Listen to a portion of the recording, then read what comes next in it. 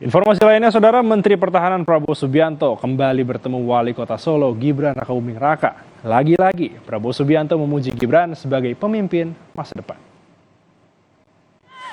Merupakan sebuah kehormatan bagi kami dipercayai sebagai... Saudara, pujian Prabowo pada Gibran disampaikan saat keduanya berjumpa di acara peringatan hari lahir Pergerakan Mahasiswa Islam Indonesia di Benteng Fassenburg, Solo, Jawa Tengah. Dalam pidato, Prabowo memuji Gibran sebagai pemimpin muda masa depan karena keberhasilannya memimpin Solo.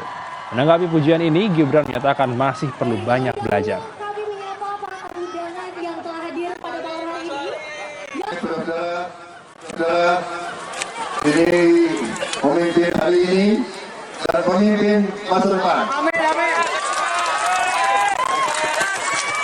Itu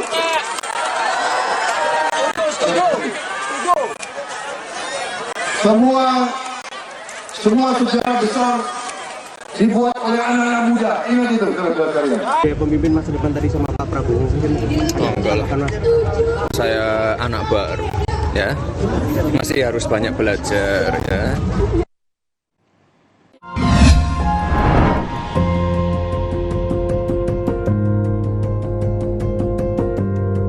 Kompas TV, Rumah Pemilu.